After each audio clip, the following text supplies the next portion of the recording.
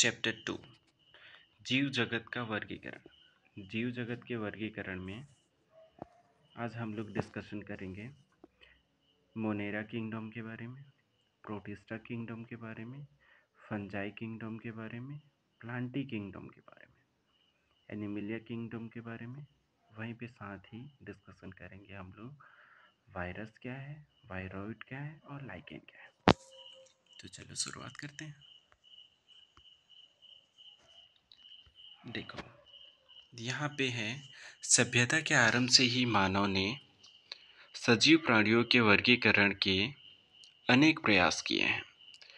वर्गीकरण के ये प्रयास वैज्ञानिक मापदंडों की जगह सहज बुद्धि पर आधारित हमारे भोजन, वस्त्र एवं आवास जैसी सामान्य उपयोगिता के वस्तुओं के उपयोग की आवश्यकताओं पर आधारित थे। इन प्रयासों में जीवों के वर्गीकरण के वैज्ञानिक मापदंडों का उपयोग सर्वप्रथम अरस्तू ने किया था। उन्होंने पादपों को सरल आकारिकी लक्षणों के आधार पर वृक्ष, झाड़ी एवं शाक में वर्गीकृत किया था, जबकि उन्होंने प्राणियों का वर्गीकरण लाल रक्त की उपस्थिति एवं अनुपस्थिति के आधार पर किया था। लिनियस के काल में सभी पादपों और प्राणियों के वर्गीकरण के लिए एक द्विजगत पद्धति विकसित की गई थी, जिसमें उन्हें क्रमशः प्लांटी यानी कि पादप एवं एनिमिलिया यानी कि प्राणी जगत में वर्गीकृत किया गया था। इस पद्धति के अनुसार यूकैरियोटिक एवं प्रोकैरियोटिक एक कोश की एवं बहुकोश की तथा प्रकाश संश्लेषी जैसे कि हरित शैवाल एवं अप्रकाश संश्लेषी जैसे कि कवक के बीच विभेद स्थापित करना संभव नहीं था। पादपों एवं प्राणियों पर आधारित यह वर्गीकरण आसान एवं सरल से समझे जाने के बावजूद बहुत से जीवधारियों को इनमें से किसी भी वर्ग में रखना संभव नहीं था। इसी कारण अत्यंत लंबे समय से चली आ रही वर्गीकरण की द्विजगत पद्धति अपर्याप्त सिद्ध हो रही थी। इसके अतिरिक्त वर्गीकरण के लिए आकारिकी के साथ साथ कोशिका संरचना, कोशिका के भित्ति के लक्षण, पोषण की विधि, आवास, प्रजनन की विधियाँ एवं विकासी संबंधों को भी समाहित करने की आवश्यकता महसूस की जाने लगी। अतः समय के साथ साथ सजीवों के वर्गीकरण की पद्धति में अनेक परिवर्तन आए हैं।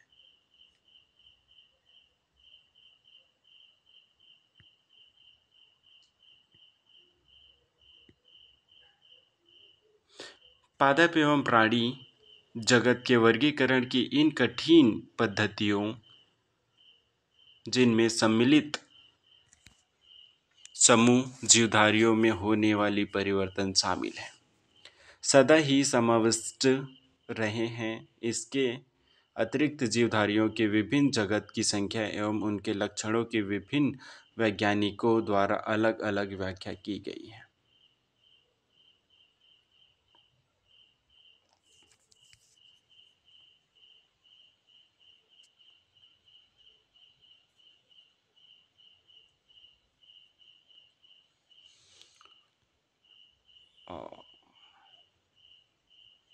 सन 1969 में R.H. व्हिटकर द्वारा एक 5 जगत वर्गीकरण की पद्धति प्रस्तावित की गई थी। इस पद्धति के अंतर्गत सम्मिलित किए जाने वाले जगतों के नाम मोनेरा, प्रोटिस्टा, फंजाई, प्लांटी एवं एनिमिलिया है। कोशिका संरचना, शारीरिक संरचना, पोषण की प्रक्रिया, प्रजनन एवं जाति वृद्धि संबंध इनके वर्गीकरण की पद्धति के प्रमुख मापदंड थे। तालिका 2.1 यानी में इन सभी जगतों के विभिन्न लक्षणों का एक तुलनात्मक विवरण दिया गया है। अब तालिका 2.1 देखते हैं। ठीक है, इसमें क्या गया कहा गया है, फर्स्ट कॉलम डिवाइडेड की गई है। फर्स्ट कॉलम में लक्षण दिए गए हैं और वहीं पे सेकंड कॉलम में दिया गया है पांच जगत। ठीक है, से सेकंड कॉलम की फिर अगेन 5 पार्ट्स होते हैं, जिसमें पहला में Monera, second protista, fungi, Plantae और एनिमिलिया, ऐसे करके 5 जगत है। ठीक है, लक्षण एक तरफ लक्षण देखते हैं और दूसरी तरफ उसमें मिलान करते हैं। ठीक है, लक्षण क्या क्या चीज़ है कि कोशिका का प्रकार, मोनेरा में कोशिका का जो प्रकार होता है वो प्रोकैरियोटिक होता है, प्रोटिस्टा में यूकैरियोटिक होता है, क्योंकि धीरे धीरे डेवलपमेंट होती जा रही है। मोनेरा आदिम, मतलब बहुत पुराना है, आदिम जमाने का बहुत पुराना है। ठीक है, इस कारण प्रोकैरियोटिक कोशिका का प्रकार उसमें होता है और प्रोटिस्टा में यूकैरियोटिक होता है। तो वहीं पे आगे देखा जाए तो फंजाई में यूकैरियोटिक पाया जाता है, प्लांटी में भी यूकैरियोटिक होता है, एनिमलिया में यूकैरियोटिक ही होता है। कोशिका भित्ति, कोशिका भित्ति की अगर बात किया जाए तो मोनेरा में जो कोशिका भित्ति होती है वो सेल्यूलोज रहित होती है, जो कि सैकराइड से बनी हुई होती है, सेल्यूलोज रहित होती है, सैकराइड से बनी हुई होती है। ठीक है, बहुत सा शर्करा सैकराइड से बनी हुई होती है, प्लस एमिनो एसिड पाया जाता है। वहीं पे प्रोटिस्टा की बात करें तो प्रोटिस्टा में कुछ में उपस्थित होता है कोशिका भित्ति, बहुतों में नहीं होता। फंजाई का अगर जिक्र करें तो फंजाई में आ, कोशिका भित्ति तो उपस्थित तो होती है लेकिन सेल्यूलोज रहित होती है, जिसमें काइटिन की बनी हुई कोशिका भित्ति पाई जाती है। वहीं पे प्लांटी का अगर जिक्र करें तो प्लांटी में कोशिका भित्ति पाई जाती है जो कि सेल्यूलोज की बनी हुई होती है। ठीक है, अब एनिमेलिया, एनिमेलिया में सारे एनिमल्स आते हैं और एनिमल्स में तो कोशिका भित्ति पाई नहीं जाती है बाबू मुझाए। ठीक है, फिर उसके बाद आता है केंद्रक झिल्ली। केंद्रक झिल्ली मोनेरा में अनुपस्थित रहता है। फिर प्रोटिस्टा आती है, प्रोटिस्टा में उपस्थित रहता है, फंजाई में अनुपस्थित होता है, फंजाई में उपस्थित होता है और प्लांटी में भी उपस्थित होता है, साथ ही एनिमलिया में भी उपस्थित होता है। मतलब कि मोनेरा जो आदिम जमाने का है, प्रोकैरियोटिक है, उसमें बस अनुपस्थित रहता है। बाकी प्रोटिस्टा से लेकर एनिमलिया तक के सारे में केंद्रक झिल्ली उपस्थित रहते हैं। काय संरचना की बात किया जाए तो कोशिकीय प्रवृत्ति की होती है मोनेरा, और प्रोटिस्टा भी कोशिकीय प्रवृत्ति की होती है, एक कोशिका से ही बना हुआ होता है। बाकी अगर फंजाई से लेकर अपन लोग एनिमिलिया में जाएँ तो उसमें बढ़ते हुए क्रम दिखाई देते हैं, जैसे कि फंजाई में बहुकोशिकीय की कोशिका संरचना पाई जाती है, यानी कि बॉडी, जो कोशिका की बॉडी होती है वो बहुकोशिकीय होती है या दृढ़ ऊतक की बनी हुई होती है। वहीं पे प्लांटी में भी ऊतक ऊतक सिस्टम का कायिक संरचना पाई जाती है, यानी काय शरीर इसकी ऊतक सिस्टम होती है। और वहीं पे साथ में एनिमिलिया में तो ऊतक, अंग और अंग तंत्र पाए जाते हैं। पोषण की विधि के अगर जिक्र करें हम लोग तो पोषण की विधि में जो मोनेरा होता है वह स्वपोषी होता है, रसायन संश्लेषी होता है, प्रकाश संश्लेषी होता है, इस प्रकार यह स्वपोषी होता है। तथा साथ में परपोषी भी होता है। क्यों? क्योंकि यह मृतपोषी और परजीवी द्वारा बिहेव करता है। प्रोटिस्टा के अपन लोग जिक्र करें तो प्रोटिस्टा में पोषण की विधि जो होती है वो स्वपोषी होती है। ये प्रकाश संश्लेषी ये स्वपोषी होती हैं, प्रकाश संश्लेषी होती हैं, मतलब प्रकाश से अपना भोजन बनाते हैं। ठीक है, तथा परपोषी होती हैं, दूसरों पर निर्भर रहते हैं। ठीक है, वहीं पे फंजाई की बात करें तो फंजाई में ये मृतोपजीवी होते हैं, परजीवी होते हैं, मृतोपोषी होते हैं। ठीक है, दूसरे ऊपर निर्भर करते हैं खाना के लिए। ठीक, प्लांटी, प्लांटी की जिक्र करें तो यह स्वपोषी होते हैं, यानी कि प्रकाश संश्लेषण करके अपना भोजन बनाते हैं। एनिमिलिया की जिक्र करें तो एनिमिलिया में परपोषी टाइप की पोषण विधि पाई जाती है, जिसके अंतर्गत प्राणी समभोजी होता है, वृत्तपोषी आदि देखे जाते हैं। अब तो हो गया हमारा तालिका 2.1 कंप्लीट। हम लोग आगे बढ़ते हैं। ठीक है, आगे हम लोग को जिक्र करें तो आगे लिखा है जब यानी कि अब हम 5 जगत वर्गीकरण से जुड़े मुद्दों एवं धारणाओं पर विचार करेंगे। 5 जगत वर्गीकरण से जुड़े मुद्दों एवं धारणाओं पर विचार करेंगे, जिससे वर्गीकरण की यह पद्धति प्रभावित है। इससे पहले की वर्गीकरण पद्धति के अंतर्गत बैक्टीरिया, नीलहरित शैवाल, फंजाई, मांस, फर्न, जिम्नोस्पर्म एवं एंजियोस्पर्म को पादप के साथ रखा गया था। इन जगत के समस्त जीवों की कोशिकाओं में कोशिका भित्ति का उपस्थित रहना एक समानता थी, जबकि उनके अन्य लक्षण एक दूसरे से एकदम अलग थे। जीवन की 3 अनुक्षेत्र पद्धति भी प्रस्तावित की गई थी, जिसमें मोनेरा जगत को 2 अनुक्षेत्रों में वर्गीकृत किया गया तथा सारे यूकैरियोटिक जगत को तीसरे अनुक्षेत्र में रखा गया। अतः एक षष्ठ जगत वर्गीकरण पद्धति भी प्रस्तावित की गई। आप इस पद्धति के विषय में विस्तार से उच्च कक्षाओं में पढ़ोगे। प्रोकैरियोटिक बैक्टीरिया तथा नीलहरित शैवाल या साइनोबैक्टीरिया को अन्य यूकैरियोटिक जीवों के साथ वर्गीकृत कर दिया गया। इस पद्धति के अनुसार एक कोशिका जीव को बहुकोशिकी जीवों के साथ वर्गीकृत किया गया, जैसे कि क्लेमाइडोमोनास एवं स्पाइरोगैरा शैवाल। इस वर्गीकरण में कवक जैसे परपोषी तथा हरित पादपों जैसे स्वपोषी के बीच भी विभेद नहीं किया गया, जबकि कवकों की कोशिका भित्ति काइटिन की एक हरित पादप की सेल्यूलोज की बनी होती है। देख, यहाँ पे क्या बोल रहे हैं, जबकि कवकों की कोशिका भित्ति काइटिन की बनी होती है एवं हरित पादप की जो कोशिका भित्ति है वो सेल्यूलोज की बनी हुई होती है। ठीक है, इन्हीं लक्षणों को ध्यान में रखते हुए कवकों को एक अलग जगत के अंतर्गत रखा गया है। सभी प्रोकैरियोटिक जीवधारियों के साथ मोनेरा तथा एक कोश की जीवधारियों को प्रोटिस्टा जगत के अंतर्गत रखा गया है। प्रोटिस्टा जगत के अंतर्गत कोशिका भित्ति युक्त क्लेमाइडोमोनास एवं कोलेरा, जिसे पहले पादप के अंतर्गत शैवाल में रखा गया था, पैरामीशियम एवं अमीबा, जिसे प्राणी जगत में रखा गया था, के साथ रखा गया है।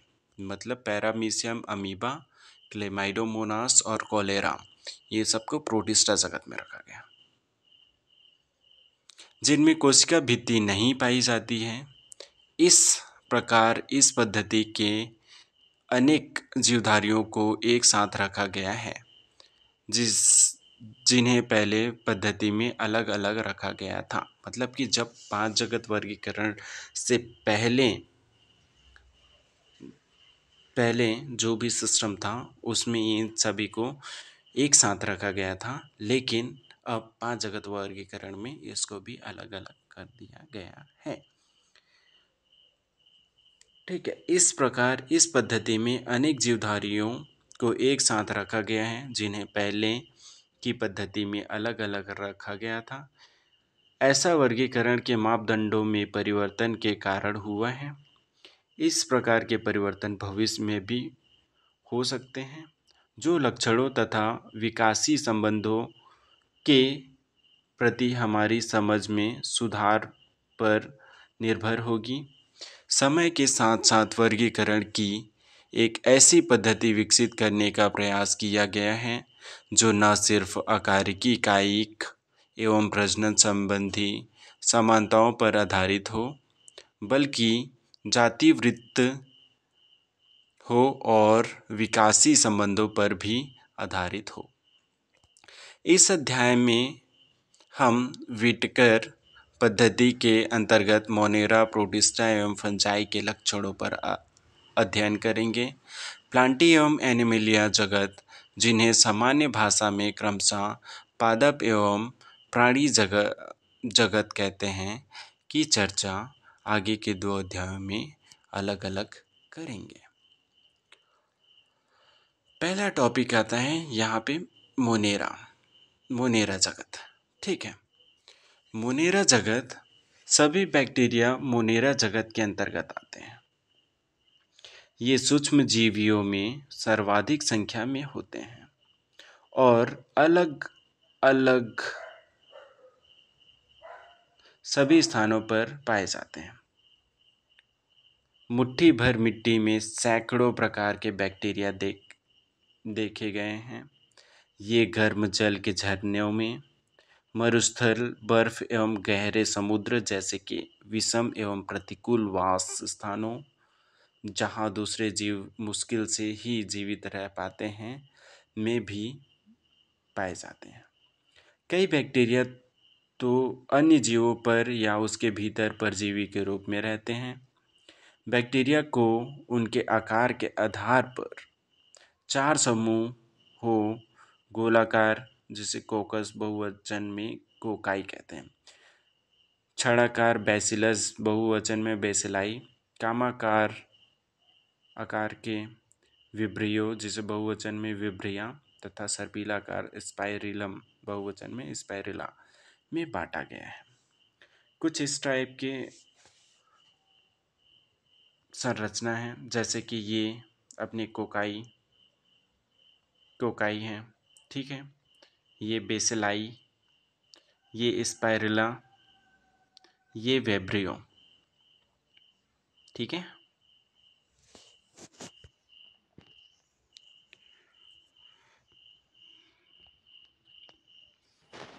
यद्यपि संरचना में बैक्टीरिया अत्यंत सरल प्रतीत होते हैं, परंतु इनका व्यवहार अत्यंत जटिल होता है। चयापचय उपापचय की दृष्टि से अन्य जीवधारियों की तुलना में बैक्टीरिया में बहुत अधिक विविधता पाई जाती है। उदाहरण स्वरूप वे अपना भोजन अकार्बनिक पदार्थों से संश्लेषित कर सकते हैं। ये प्रकाश संश्लेषी स्वपोषी तथा रसायन संश्लेषी स्वपोषी होते हैं, अर्थात वे अपना भोजन स्वयं संश्लेषित नहीं करते हैं, अपितु भोजन के लिए अन्य जीवधारियों एवं मृत कार्बनिक पदार्थों पर निर्भर करते हैं। ठीक है, मोनेरा के अंतर्गत ही आद्य बैक्टीरिया आती है, जिसके बारे में डिस्कशन कर रहे हैं। ये विशिष्ट प्रकार के बैक्टीरिया होते हैं। ये बैक्टीरिया अत्यंत कठिन वास स्थानों, जैसे कि अत्यंत लवड़ी क्षेत्र हैलोफी, गर्म झरने जैसे कि थर्मो एसिडोफिलस एवं कच्छ क्षेत्र मेथेनोजेन में पाए जाते हैं।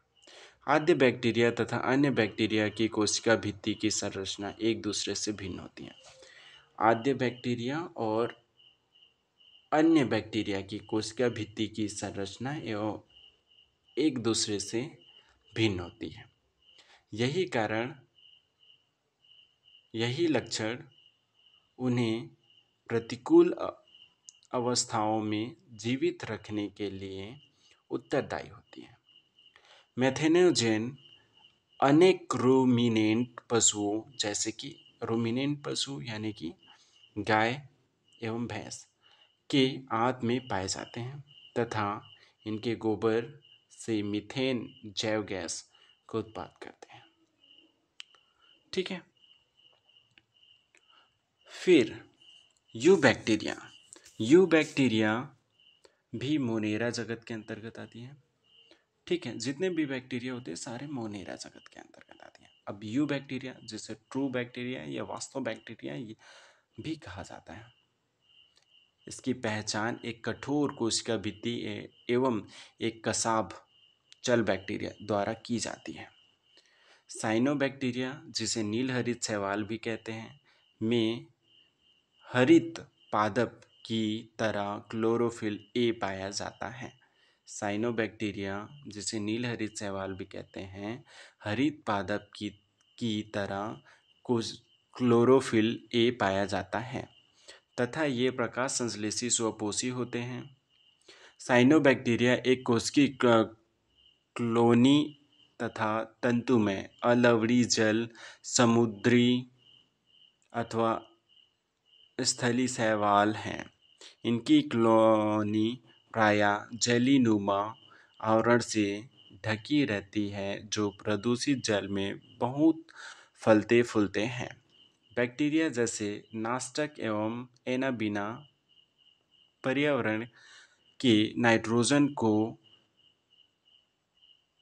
हेटेरोसिस्ट नामक विशिष्ट कोशिका द्वारा स्थिर करते हैं। कौन करता है? बैक्टीरिया जैसे कि नास्टक और एनाबीना पर्यावरण के नाइट्रोजन को हेटेरोसिस्ट नामक विशिष्ट कोशिका द्वारा स्थिर करते हैं, नाइट्रोजन स्थिरीकरण करते हैं। ठीक है। रसायन संश्लेषी बैक्टीरिया नाइट्राइट और अमोनिया जैसे विभिन्न अकार्बनिक पदार्थ को ऑक्सीकृत कर उससे मुक्त ऊर्जा का उपयोग एटीपी उत्पादन के लिए करते हैं। ये नाइट्रोजन, फास्फोरस, आयरन, सल्फर जैसे पोषकों के पुनर्चक्रण में महत्वपूर्ण भूमिका निभाते हैं। कौन? रसायन संश्लेषी बैक्टीरिया। ठीक है। परपोषी बैक्टीरिया प्रकृति में बहुलता से पाए जाते हैं और इनमें अधिकतर महत्वपूर्ण अपघटक होते हैं। इन परपोषी बैक्टीरिया में से अनेक का मनुष्य के जीवन संबंधी गतिविधियों पर महत्वपूर्ण प्रभाव पड़ता है। ये दूध से दही बनाने में, प्रतिजैविकों के उत्पादन में, लेग्यूम पादप की जड़ों में नाइट्रोजन स्थिरीकरण में सहायता करते हैं। कुछ बैक्टीरिया रोगजनक होते हैं जो मनुष्यों, फसलों, फार्म एवं पालतू पशुओं को हानि पहुंचाते हैं। विभिन्न बैक्टीरिया के कारण हैजा, टाइफाइड, टिटनेस, साइट्रस कैंसर जैसी बीमारियां होती हैं। ठीक है। एक तंतुमय शैवाल का यहाँ पे डायग्राम दिया गया है जो कि नास्टक है। इसमें आप हेटेरोसिस्ट ये देख सकते हो, यहीं से ये नाइट्रोजन के स्थिरीकरण करते हैं। ठीक है। इसके बॉडी में स्लाइम चिपचिपा जेलीनुमा, ये जेलीनुमा इसका बॉडी पूरा कवर होता है। ठीक है। फिर आगे बढ़ते हैं। आगे क्या है? बैक्टीरिया प्रमुख रूप से कोशिका विभाजन द्वारा प्रजनन करते हैं।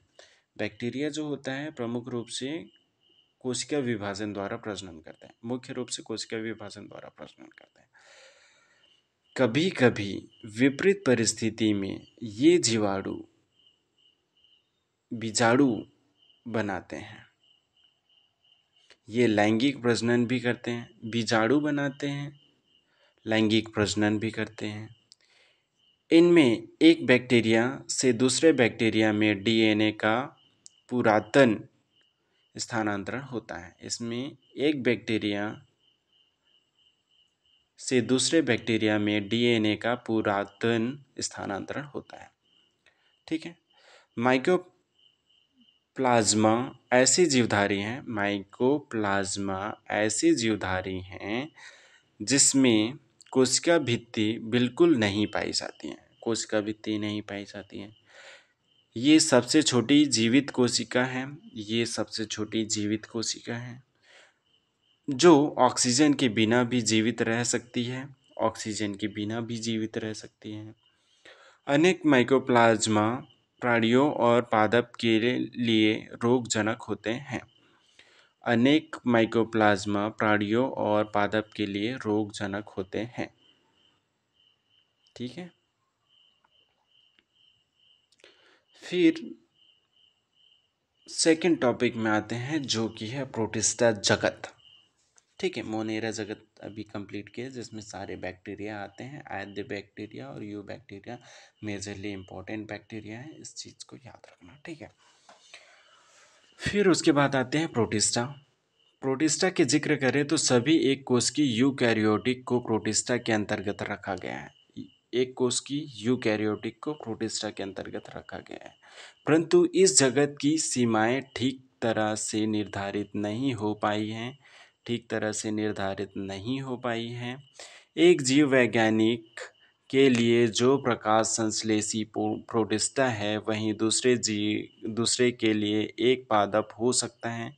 क्राइसोफाइटा, डाइनोफ्लैजिलेट, यूग्लिना, अवपंक, कवक एवं प्रोटोजोआ सभी को इस पुस्तक में प्रोटिस्टा के अंतर्गत रखा गया है।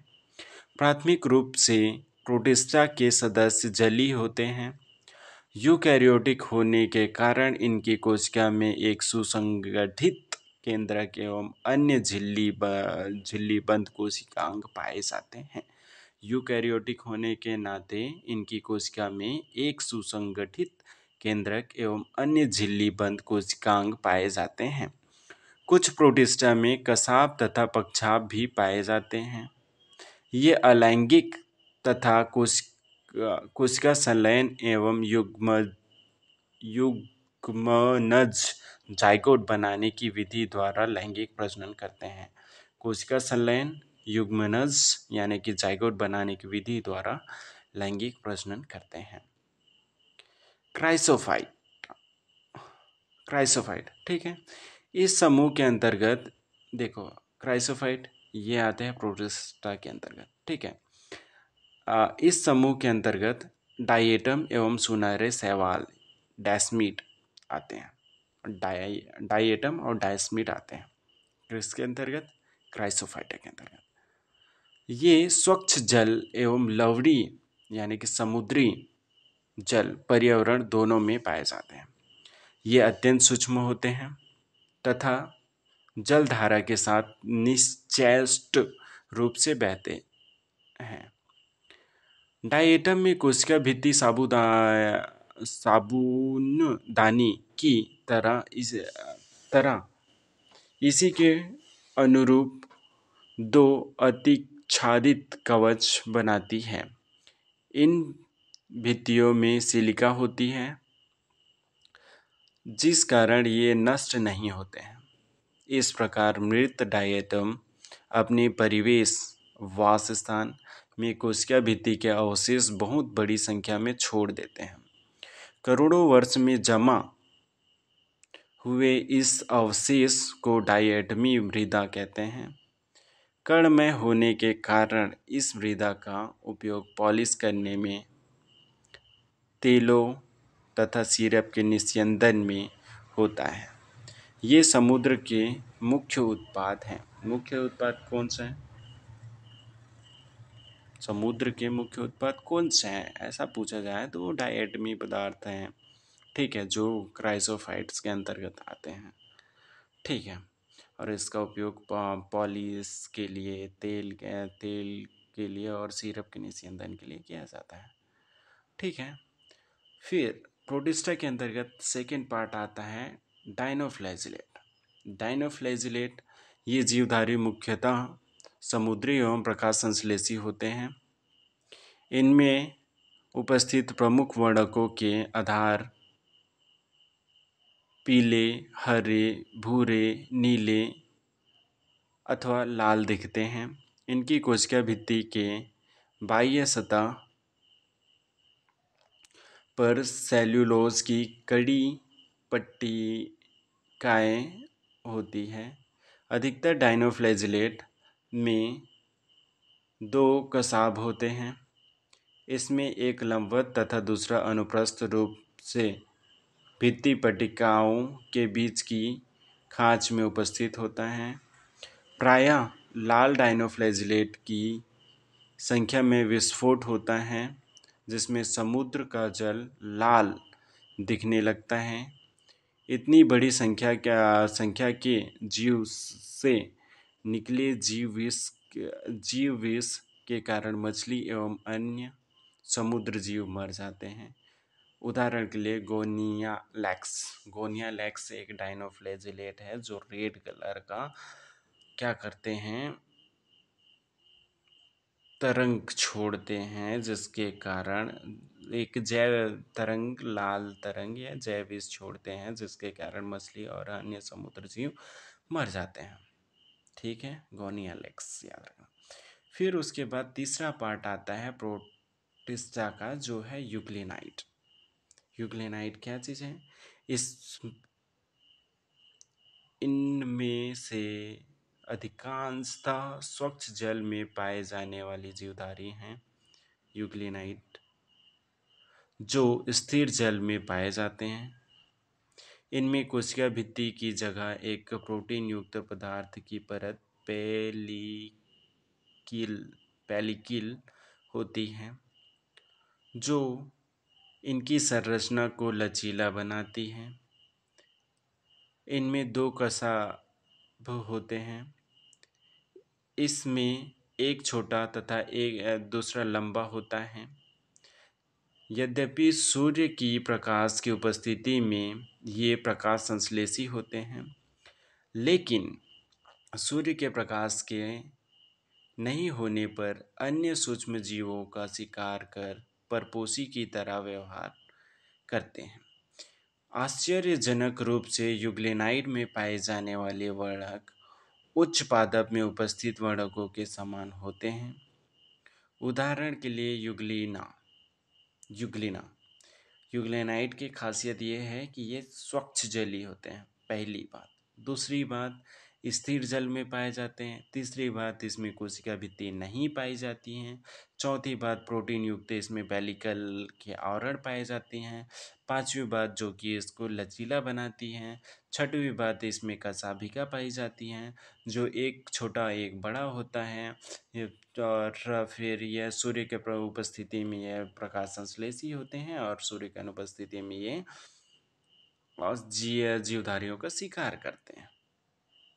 ठीक है, और इसका उदाहरण है यूग्लिना। अब ऊपर चलते हैं। अवपंक कवक। अवपंक कवक क्या चीज़ है? वृत्तपोषी प्रोटिस्टा है, प्रोटिस्टा का एक भाग है। वृत्तपोषी प्रोटिस्टा है। ये सड़ी हुई टहनियों तथा पत्तियों के साथ गति करते हुए जैविक पदार्थ का भक्षण करते हैं।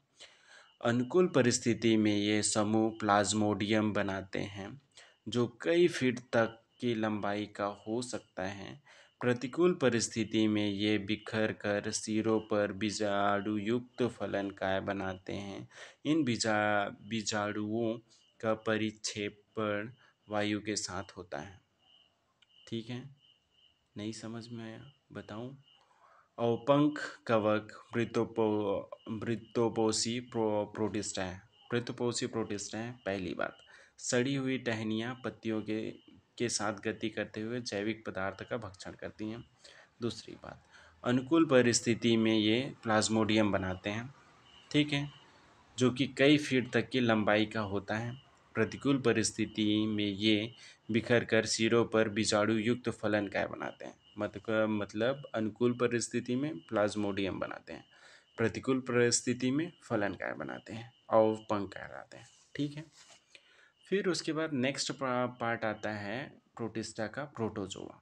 प्रोटोजोआ, सभी प्रोटोजोआ परपोषी होते हैं। पहली बात तो ये कि सभी प्रोटोजोआ परपोषी होते हैं, जो परभक्षी अथवा परजीवी के रूप में रहते हैं। ये प्राणियों के पुरातन संबंधी हैं। प्रोटोजोआ को 4 प्रमुख समूहों में बांटा गया है। ठीक है, अमीबीय प्रोटोजोआ, ये जीवधारी स्वच्छ जल, समुद्री जल तथा नम मृदा में पाए जाते हैं। ये अपने उत्पादों की सतह से अपनी शिकार को पकड़ते हैं। इसके समुद्री प्रकारों की सतह पर सिलिका के कवच होते हैं। इनके समुद्री प्रकारों की सतह पर सिलिका के कवच होते हैं। इनमें से कुछ जैसे कि एंट अमीबी परजीवी होते हैं। एंट अमीबी परजीवी होते हैं।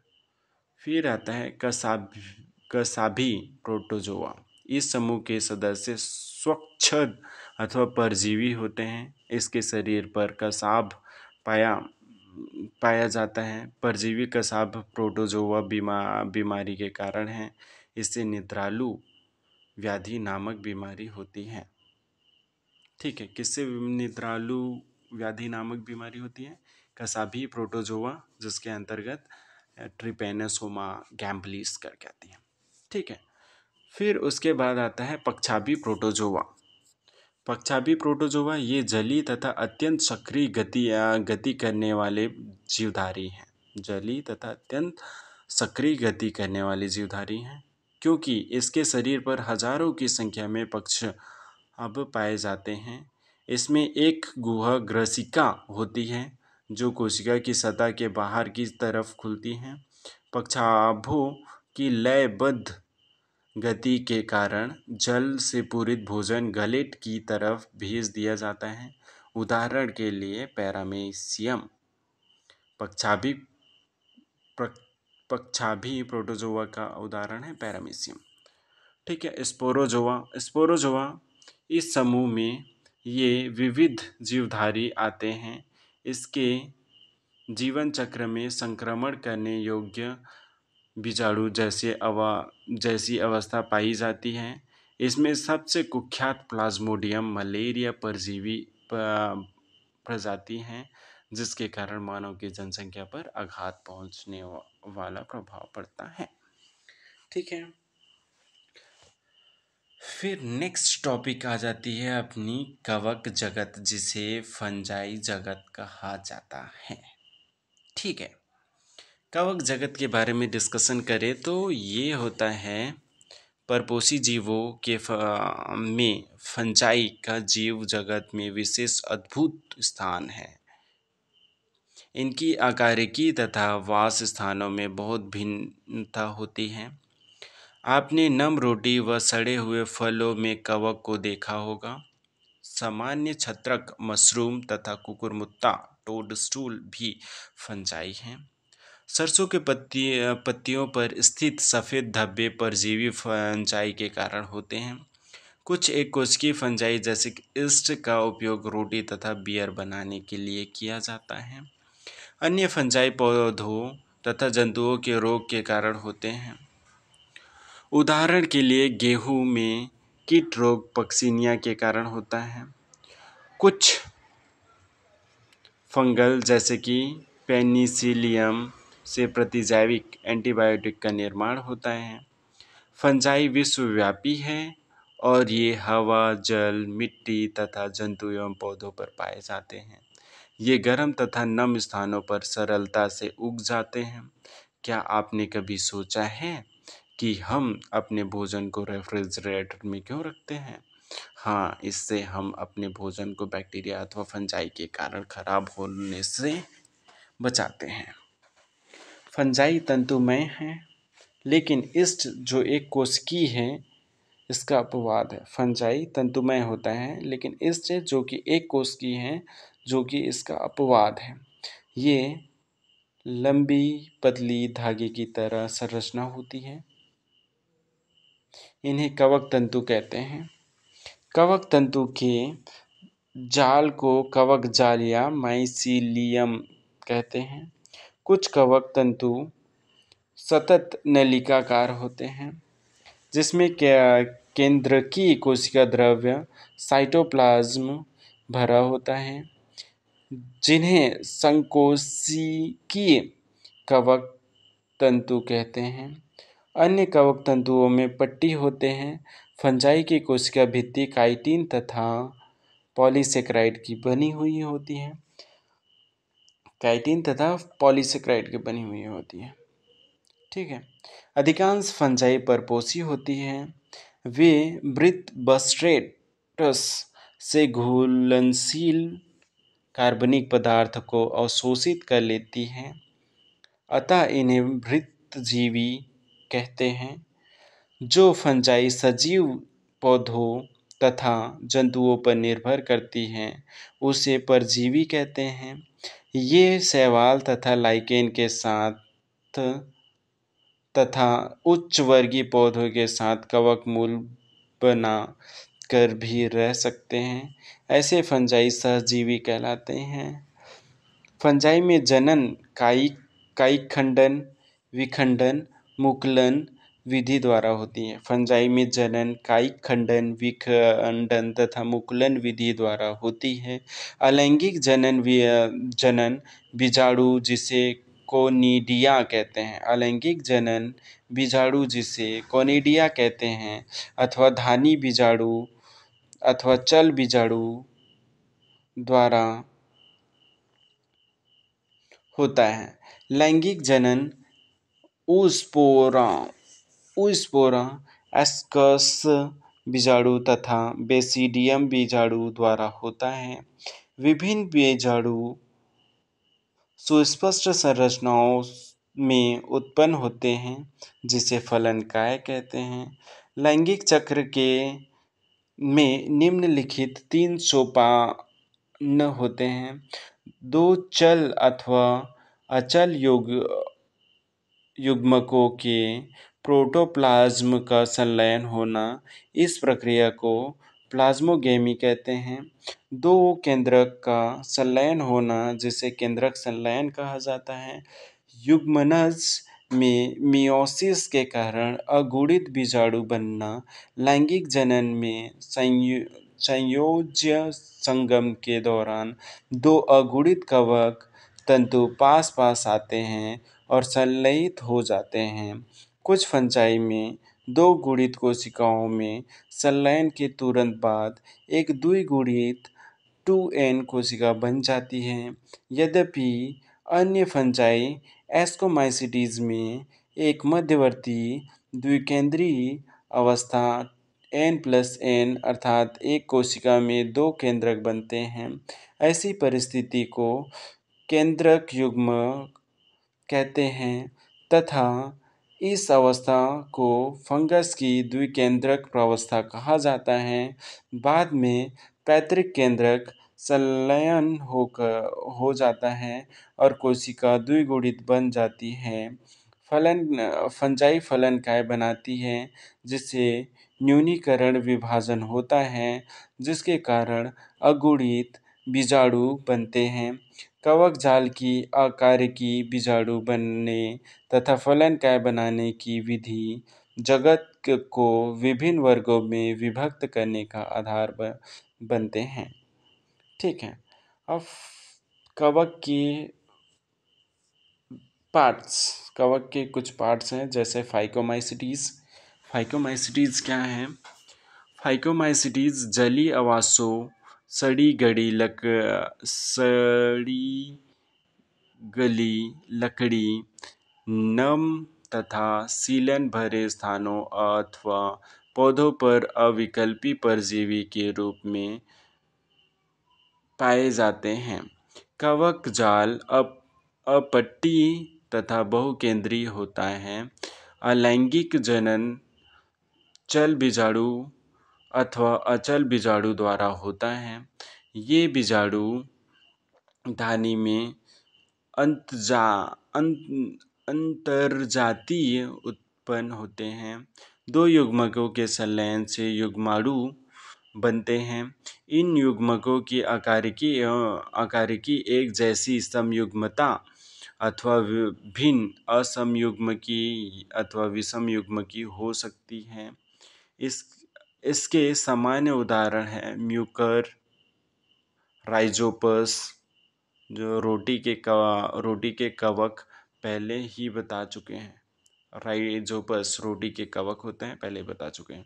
तथा एल्बुगो सरसों पर परजीवी फंजाई होता है। एल्बुगो, म्यूकस, राइजोपस रोटी के कवक, जिसे रोटी के कवक कहते हैं। ठीक है। एल्बुगो सरसों पर परजीवी फंजाई होता है। अब एस्कोमाइसिटीज, ये भी एक पार्ट है कवक का। भाई ये याद रखना, कवक का पार्ट ही है। ठीक है। इसे सामान्यतः थैली फंजाई भी कहते हैं। ठीक है। विरले पाए जाने वाले एस्कोमाइसिटीज एक कोशिकी जैसे कि ईस्ट सैक्रोमाइसिटीज के अलावा ये बहुकोशिकीय जैसे कि पेनिसिलियम होती है। इसमें क्या बोलते हैं, एस्कोमाइसिटीज एक कोशिकी जैसे कि ईस्ट सैक्रोमाइसिटीज के अलावा ये बहुकोशिकीय जैसे कि पेनिसिलियम होती है। ये मृतजीवी अपघटक परजीवी अथवा समल समलरागी पशुविष्ट समलरागी यानी कि पशुविष्ट, ठीक है, पर उगने वाले होते हैं।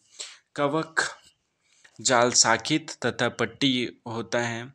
अलैंगिक बीजाणु कोनिडिया होती हैं जो विशिष्ट कवक जाल जिसे कोनिडीमैधर कहते हैं पर परिजात पर बहिर्जात रूप से उत्पन्न होते हैं। कोनिडिया अंकुरित होकर कवक जाल बनाते हैं। लैंगिक बीजाणु को एस्कस बीजाणु कहते हैं। ये बीजाणु थैलीसम एस्कस में अंतर्जातीय रूप से उत्पन्न होते हैं। ऐसे एसाई एक वचन एस्कस विभिन्न प्रकार के फलन-काय में लगी रहती हैं जिन्हें एस्कोकार्प कहते हैं। इसके कुछ उदाहरण हैं स्पर्जिलस स्पर्जिलस क्लेविसेप तथा न्यूरोस्पोरा। न्यूरोस्पोरा का उपयोग जैव रासायनिक तथा आनुवंशिक प्रयोगों में किया जाता है। इसी कारण यह पादप जगत के ड्रोसोफिला समान प्रसिद्ध है। इस वर्ग में आने वाले मॉरियल तथा ट्रफल खाने योग्य होते हैं और इन्हें सुस्वादु भोजन समझा जाता है। देखो इसमें इम्पोर्टेंट इस पैराग्राफ में इम्पोर्टेंट चीज़ है ये मोरल एंड ट्रफल्स, ठीक है। खाने वाला मतलब moral and truffles highest protein मिलता है इसमें। खाना खाने वाला कवक है, इतना याद रखना। न्यूरोस्पोर्स का उपयोग जैव रसायन और आनुवंशिकी में किया जाता है। दूसरा याद रखना न्यूरोस्पोर्स ये भी कवक ही है भाई। उसके बाद ये इसको पादप जगत का ड्रोसोफिला कहा जाता है, ये भी याद रखना, ठीक है। और मेजरली ये याद रखना कि ये एस्कोमाइसिटीज हैं, ठीक है। इसके अंतर्गत ईस्ट भी आता है और पेनिसिलिन भी याद आता है, ठीक है। एस्कोमाइसिटीज बाकी से ज़्यादा इम्पोर्टेंट है मतलब कि, ठीक है। फिर उसके बाद आता है बेसिडियोमाइसिटीज। बेसिडियोमाइसिटीज की बात करें तो बेसिडियोमाइसिटीज के अज्ञात सामान्य प्रकार मशरूम, ब्रेक्ट फंजाई अथवा पफ बाल हैं। ये मिट्टी में लट्टे तथा वृक्ष के ठूठों पर तथा सजीव पादपों के अंदर परजीवी के रूप में उगते हैं, जैसे कि कीट कंठ कवक जाल शाखित तथा पट्टी होते हैं।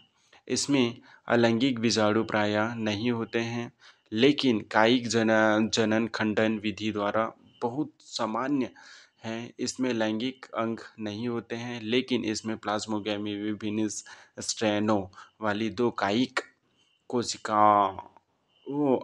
कोशिकाओं अथवा जीन प्रारूप के संलयन से होती हैं।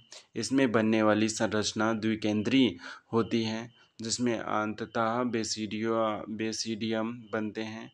बेसिडियम में केंद्रक संलयन कैरियोगैमी तथा मियोसिस होता है, जिसके कारण चार बेसिडियम बीजाणु बनते हैं। बेसिडियम बीजाणु बेसिडियम पर बहिर्जाती उत्पन्न होते हैं। बेसिडियम फलन काय में लगते हैं, जिसे बेसिडियोकार्प कहते हैं। इसके कुछ सामान्य उदाहरण हैं एगैरिकस यानी कि मशरूम, ऑस्ट्रेलागो पक्सिनिया। बेसिडियोमाइसिटीज में ये इसका एग्जाम्पल याद रखना, एगैरिकस बेसिडियोमाइसिटीज का एग्जाम्पल है, ये भी कवक ही है भाई। और आस्ट्रेलागो, ये भी बेसिडियोमाइसीटीज का एग्जाम्पल है। पक्सिनिया, ये जिसे किट फंगस कहते हैं, ये भी बेसिडियोमाइसीटीज का एग्जाम्पल है। और बेसिडियोमाइसीटीज कवक है, यानी कि फंजाई, याद रखना। ठीक है। ड्यूटेरियोमाइसीटीज, ये भी कवक है। ठीक है, ड्यूटेरियोमाइसीटीज, क्योंकि इसकी केवल अलैंगिक एवं कायिक प्रवस्था ही ज्ञात होती हैं। जब इस फंजाई की अलैंगिक प्रवस्था की खोज हो जाती है, तब उसे उचित वर्ग में रख दिया जाएगा। यह भी संभव है कि अलैंगिक तथा कायिक प्रवस्था को एक नाम दे दिया गया हो और उनसे ड्यूटेरियोमाइसीटीज में रख दिया गया हो, और लैंगिक प्रवस्था को दूसरे वर्ग में। बाद में जब उनके कड़ी का पता लगा और फंजाई की उचित पहचान हो गई, तब इसे ड्यूटेरियोमाइसीटीज से निकाल लिया गया। एक बार जब ड्यूटेरियोमाइसीटीज के सदस्य की उचित लैंगिक प्रवस्था का पता लग जाए, तब उसे एस्कोमाइसीटीज या बेसिडियोमाइसीटीज में शामिल कर लेते हैं। ड्यूटेरियोमाइसीटीज केवल अलैंगिक जीवाणु, जिसे गोनेडिया कहते हैं, से जनन करते हैं। इसके कवक जाल पट्टी तथा शाखित होते हैं। इसके कुछ सदस्य मृतजीवी अथवा परजीवी होते हैं, लेकिन इसके अधिकांश सदस्य अपशिष्ट के अपघटक होते हैं और खनिज के चक्रण में सहायता करते हैं। इसके कुछ उदाहरण हैं अल्टरनेरिया, कोलिटोट्राइकम, ट्राइकोडर्मा। ड्यूटेरियोमाइसीटीज के एग्जाम्पल याद रखना। ट्राइकोडर्मा फेमस एग्जाम्पल है इसका। अल्टरनेरिया, ये भी फेमस एग्जाम्पल है। और कोलिटोट्राइकम, ये है एग्जाम्पल है इनका। ठीक है। फिर उसके बाद आता है पादप जगत, जिसे प्लांटी कहा जाता है। पादप जगत में ये सभी जीव आते हैं जो यूकैरियोटिक हैं और जिनमें क्लोरोफिल होते हैं। ऐसे जीवों को पादप कहते हैं। इनमें से कुछ पादप, जैसे कि कीट भक्षी पौधे तथा परजीवी, आंशिक रूप से विषमपोषी होते हैं। ब्लैडर वॉच तथा वीनस फ्लाई ट्रैप कीट भक्षी पौधे के और अमरबेल कस्कुटा परजीवी का उदाहरण है। अमरबेल कस्कुटा परजीवी का उदाहरण है। ब्लैडरवर्ट तथा वीनस फ्लाई ट्रैप कीट भक्षी हैं। पादप कोशिका में कोशिका भित्ति होती है और सेल्यूलोज की बनी हुई होती है, और इनकी संरचना के बारे में विस्तृत जानकारी अध्याय 3 में पढ़ेंगे। प्लांटी जगत में शैवाल, ब्रायोफाइटा, टेरिडोफाइटा, जिम्नोस्पर्म, एंजियोस्पर्म आते हैं। ठीक है। पादप जगत के जीवन चक्र में दो सुस्पष्ट अवस्था, द्विगुणित बीजाणु उद्भिद तथा अगुणित युग्मकोद्भिद होती हैं। इन दोनों में पीढ़ी एकांतरण होता है। विभिन्न प्रकार के पादप वर्गों में अगुणित तथा द्विगुणित प्रवस्था की लंबाई और ये प्रवस्था मुक्त जीवी के अवस्था दूसरों पर निर्भर करती हैं। इसके अनुसार विभिन्न होते हैं। युग्मज 2n में मियोसिस विभाजन के द्वारा अगुणित बीजाणु बनाते हैं, जो कि n होता है। ये बीजाणु अंकुरित होकर युग्मकोभिद बनाते हैं।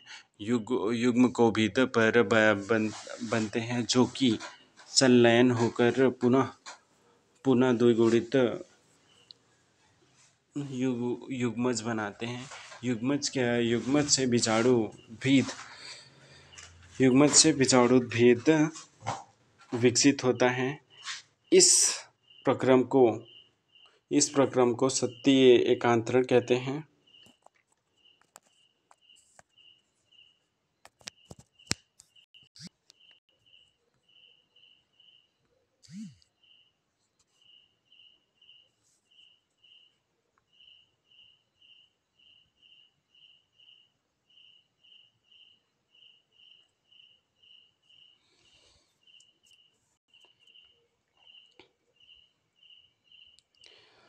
जंतु जगत। अब जंतु जगत एनिमलिया किंगडम है।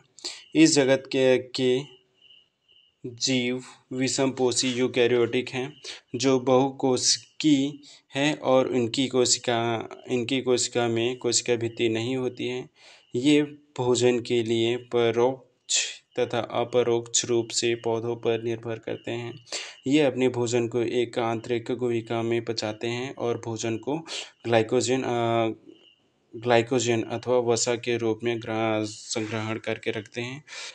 इसमें प्राणी संपोषण अथवा भोजन का अंतर्ग्रहण करना होता है। इनमें वृद्धि का एक विशिष्ट पैटर्न होता है और ये एक पूर्ण वयस्क जीव बन जाते हैं। किसी सुस्पष्ट आकृति तथा माप होती है। उच्च कोटि के जीवों में विस्तृत संवेदी तथा तंत्रिका प्रेरक क्रियाविधि विकसित होती है। इसमें से अधिकांश चलन करने में सक्षम होते हैं। लैंगिक जनन नर तथा मादा के संगम से होता है और बाद में इसमें भ्रूण का विकास होता है। संघ के विभिन्न प्रमुख अभिलक्षणों का विस्तृत वर्णन अध्याय 4 में करेंगे। ठीक है। अब वायरस, वायरॉइड और प्रियॉन तथा लाइकेन के बारे में जिक्र करते हैं, जो कि इसके लास्ट टॉपिक है। विटकर द्वारा सुझाए गए 5 जगत वर्गीकरण में लाइकेन व अकोशिकीय जीवों जैसे कि वायरस, वायरॉइड, प्रियॉन का उल्लेख नहीं किया गया था। इनके संक्षिप्त परिचय नीचे दिया गया है। हम सभी कभी न कभी जुकाम अथवा फ्लू से ग्रसित होते हैं।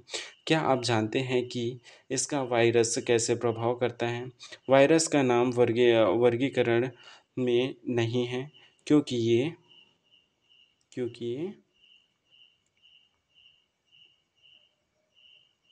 वास्तविक जीवन नहीं है। इसके पास वास्तविक जीवन नहीं होता है। यदि हम यह मानते हैं कि सजीवों को कोशिका संरचना होती है, वायरस अकोशिकीय जीव हैं जिनकी संरचना सजीव कोशिका के बाहर रवेदार होती है। एक बार जब ये कोशिका को संक्रमित कर देते हैं, तब ये मेजबान कोशिका की मशीनरी का उपयोग अपनी प्रतिकृति बनाने में करते हैं और मेजबान को मार देते हैं। मेजबान यानी कि जिस कोशिका में ये अंदर गया, वहाँ पे जाके प्रतिलिपि बनाना स्टार्ट कर देगा और उसको मार देगा। ठीक है। क्या आप वायरस को सजीव तथा निर्जीव कहेंगे? हाँ, वायरस अगर शरीर के बाहर है, कोशिका के बाहर है, तो वो निर्जीव है। कोशिका के अंदर आ गया तो वो सजीव हो गया। ठीक है। वायरस का वायरस का अर्थ है विष, यानी कि विषैला पदार्थ। ठीक है। डिमित्री इवानोव्स्की 1892 में तंबाकू के मोज़ेक रोग के रोगाणु को पहचाना था, जिन्हें वायरस नाम दिया गया था। इनका माप बैक्टीरिया से भी छोटा है। तंबाकू के मोज़ेक रोग के रोगाणु को पहचाना गया था। डिमेत्री द्वारा पहचाना गया था। वायरस का मतलब विष होता है। ठीक है। क्यों क्योंकि ये बैक्टीरिया प्रूफ फिल्टर से भी निकल गया था। एम डब्ल्यू बेजरनेक 1898 ने पाया कि संक्रमित तंबाकू के पौधे का रस स्वस्थ तंबाकू के पौधे को संक्रमित करने में सक्षम है। उन्होंने इस रस को कंटेंजियम वाइनम फ्लूइडम संक्रमित जीवित तरल कहा। किसने कहा था?